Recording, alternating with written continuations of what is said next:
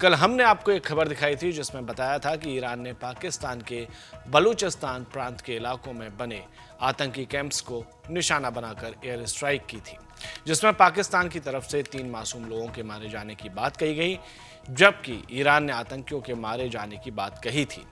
इसके बाद पाकिस्तान ने भी अपनी तरफ से ईरान पर हमला किया है, जिसमें पाकिस्तान ने गुरुवार को कहा कि उसने ईरान में मिसाइल हमले किए हैं और खुफिया आधारित ऑपरेशन के दौरान कई आतंकवादी मार गिराए हैं, जिसे मर्ग बर सरमचार कोड नेम दिया गया।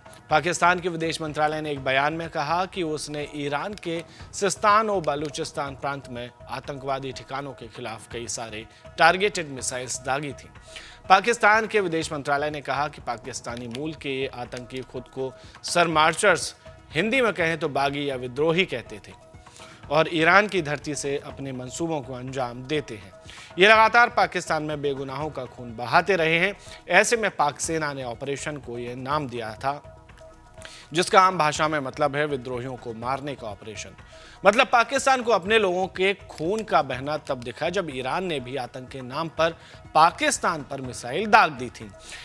तब तक नहीं दिख रहा था जब तक ईरान ने कोई एयर स्ट्राइक नहीं की थी। पाकिस्तान ने इन आतंकवादियों की मौजूदगी और गतिविधियों के ठोस सबूतों के साथ कई डोजियर भी साझा किए। हालांकि हमारी गंभीर चिंताओं पर कार्रवाई नहीं हुई, जिसके चलते ये तथाकथित सरमाचर बेखौफ होकर निर्दोष पाकिस्तानियों का खून बहाते रहे। वहीं इस मामले पर डिफेंस एक्सपर्ट कमर आघा ने बताया कि दोनों देशों के बीच हो रही इस तनातनी में दोनों देशों के असल मकसद क्या हैं। पूरे क्षेत्र में अभी तक जो था ईरान का सारा कंसंट्रेशन जो था वो इराक या दूसरे ठिकानों पे था, जहाँ पे आतंकी हमले उसके ऊपर हो रहे थे। ईरान का ये कहना है। अब यह है कि पाकिस्तान भी इस युद्ध में टूट पड़ा है, यानी मिडिल ईस्ट से बढ़ के इस तरफ भी मामला आ रहा है, साउथ एशिया की तरफ। पाकिस्तान का कहना ने जो अभी अटैक किया है उसके कई कारण नजर आते हैं। पहले सबसे बड़ी बात ऐसा लगता है कि जैसे कि ये जानबूझ के पाकिस्तान ने समय छेड़खानी की है ईरान को, ताकि इंगेज कर ले अपने बॉर्डर पे या इस साइड में, ताकि वो एक कोई बड़ा रोल वेस्ट एशिया में न देने पाए रोल, ऐसा लगता है।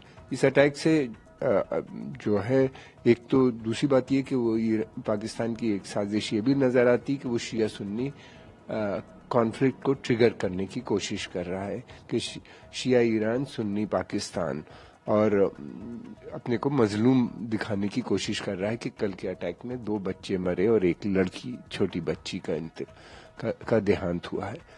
इस तरह की बातें पहले भी हम सुन चुके हैं और देखते रहते हैं बराबर, कि जब भी इस तरह की कोई बात होती है, खासतौर से इजराइल या उसके खिलाफ, तो हमेशा कोई ना कोई देश इस तरह की हरकतें करता है। कहाँ तक होगा ये मुझे नहीं समझ में आता।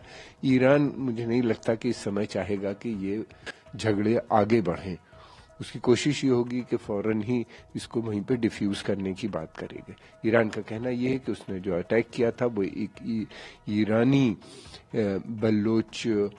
इथनिक बलोच ग्रुप है जो कि पाकिस्तान में शेल्टर करता है, और वहां से आके ईरान के अंदर इस तरह के आतंकवादी गतिविधियां कर रहा था, जिसमें उसके कई पुलिसकर्मी और सैनिक जो है उनकी हत्याएं उन लोगों ने की थी। पाकिस्तान ने जिस समय अटैक किया है उसका कहना यह है कि ये जो 2 ठिकानों पे किया है, ये दोनों ठिकाने जो थे ये Pakistani ethnic Baloch militant groups के थे, जिनको उसने टारगेट किया है। मुझे ऐसा लगता है कि आने वाले समय में पाकिस्तान की कोशिश इसी तरह की होगी कि ईरान को इंगेज करे, अपने को एक सुन्नी अरब देश का लीडर के रूप में प्रोजेक्ट करने की कोशिश होती है। लेकिन ऐसा हो नहीं पाएगा। जो वो चाह रहा है वो होना मुश्किल है, इसलिए कि ईरान की छवि पश्चिम एशिया में इस समय बहुत बढ़ी हुई है, क्योंकि उसका सीधा कन्फ्रंटेशन इजराइल से है। और अरब वर्ल्ड में इस वक्त इस्लामिक आइडेंटिटी से ज़्यादा अरब आइडेंटिटी यानी नेशनलिज्म ज़्यादा बढ़ती हुई नज़र आती है, ख़ासतौर से जब से हमस का अटैक हुआ है इजराइल के अंदर। उसके बाद से लगातार हम देख रहे हैं कि वहाँ पे धरना प्रदर्शन या इस किस्म के जितने भी हो रहे हैं, अरब यूनिटी, अरब नेशनलिज्म की बात वहाँ पे की जा रही है। क्या होगा, हमको थोड़ा समय लगना चाहिए, इंतजार करना चाहिए। देखना ये है कि क्या ये वार आगे एस्केलेट करती है या यहीं पे रुकती है। लेकिन मैं समझता हूँ कि ईरान की पूरी कोशिश ये होगी कि इसको तुरंत बातचीत के माध्यम से मसले को यहाँ पे रोकने की।